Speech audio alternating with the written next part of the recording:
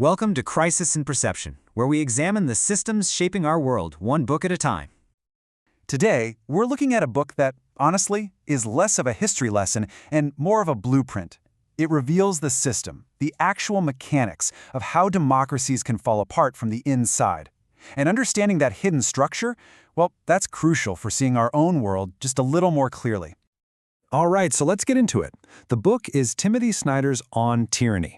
And it's really important to get this up front. This isn't some self-help list of 20 things to do.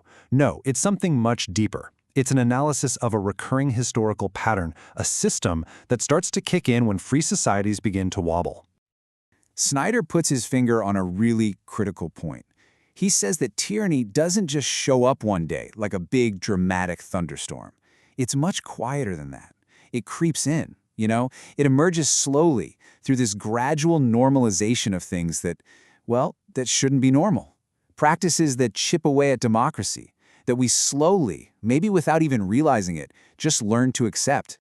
And he's not just guessing here. Snyder's insights are pulled directly from the history books, specifically from looking at the collapse of European democracies back in the 1920s, 30s, and 40s. He basically reverse engineers their failures to map out the warning signs, to show us the actual structure of how it all falls apart. So, let's break that down. What is this core system he's identified? What's the engine that actually drives this democratic decay? Okay, so the first piece of the puzzle is something called anticipatory obedience. It's a fascinating and kind of scary idea. It's what happens when people sense a shift in power. They see which way the wind is blowing, and they start to conform before they're even asked. They change their behavior on their own. And that act right there is so powerful because it basically teaches the new regime what it can get away with. It's like handing them a roadmap and the fuel for the journey. Next up, you have the institutions themselves. And this is a big one. Our courts, the press, the laws on the books, they don't protect themselves. They're not magic. They don't have a life of their own. They can be captured, they can be weakened, and they will fall, one by one, if people don't actively stand up and defend them. And then there's the third piece, which is all about reality itself. Let's call it narrative control. What happens when a society starts to let go of verifiable facts? When objective truth becomes optional? Well, you get a vacuum. And nature abhors a vacuum, right? That empty space gets filled, and fast, with spectacle, with propaganda, with whatever story serves the powerful. Now here's the absolute key. These three things, that anticipatory obedience, the weakened institutions, and the loss of truth, they aren't just a random list of bad things. They lock together. They create a system, a vicious cycle. You can see how it works. Fear and obedience make it easier to weaken institutions. Weakened institutions can't defend the truth, which creates a space for propaganda. And that propaganda, it just breeds more fear. It's a feedback loop that reinforces itself. Okay, so that's the big picture system. Now let's zoom in a little and look at a couple of the specific patterns that actually make this whole thing work. One pattern Snyder flags is the erosion of professional ethics. Think about it. Lawyers, doctors, judges, civil servants, these are people with professional codes of conduct. But what happens when they start abandoning those ethics to serve the new regime? While they transform, they go from being the guardians of a fair society to being the ones holding the door open for tyranny. And this really gets to the heart of the choice these groups face, doesn't it? Their professional standards, their ethics, can be a powerful brake on the abuse of power, a real check. But when they let those standards go, well, it's like they're handing over the keys to the whole system. Another really important pattern is how a one-party state actually comes to be. It's almost never a single dramatic takeover. Instead, Snyder uses this great term, salami slicing.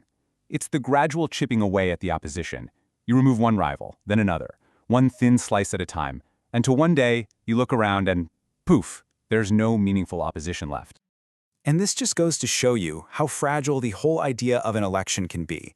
It's not just about who gets the most votes. It's about whether everyone agrees to defend the basic rules of the game. Because if one side decides to change those rules after they win, well, any election can turn out to be the last one. Okay, but let's step back. What does all of this actually feel like when you're living through it? It's usually not some big, dramatic shock to the system. So how does a whole society just not notice something like this happening, this slow, gradual change? Snyder has this one core metaphor that I think really anchors the whole idea. And this image here just nails it. Think of a giant vise tightening, but incredibly slowly. Each turn is so tiny, you barely even feel it. You just kind of adapt to the new pressure. You adjust, and you keep adjusting, until one day you try to move and realize you can't. There's no room left. That's exactly how it works. Tyranny becomes normal long before anyone realizes it's become a catastrophe. So, when you take all this in, what's the big takeaway? What's the shift in perspective we get from looking at this as a system? How does it actually change how we see things? While Snyder points out two huge mental traps we can fall into. The first he calls the politics of inevitability. That's the comfy but naive belief that history only moves in one direction, towards more freedom, more democracy. It's all automatic. But that mindset makes us incredibly vulnerable to the second trap, the politics of eternity. This is the cynical view that our nation is always a victim, constantly under threat, trapped in some mythic past. It's a recipe for permanent crisis. And that's really the heart of it. This book helps us see democracy for what it is. It's not a finish line we've crossed. It's not a guaranteed state of being. It's a fragile, complex system. It's a practice, something you have to do continuously with your eyes wide open. So the book really leaves us with a profound question, doesn't it? What happens when we stop treating history like a story that's already over and start seeing it as a system that's trying to teach us something? When you make that shift, it changes everything. It forces you to look for the patterns in the here and now, and maybe even recognize the part you play in them. This project is free and publicly accessible. If you'd like to support the time, tools, and research behind Crisis and Perception, you can become a supporter on Patreon. For a longer audio-based analysis of this topic, see the deep dive linked in the description. If you enjoy this kind of systems-level analysis, please like, subscribe, and comment with books or topics you'd like us to explore next.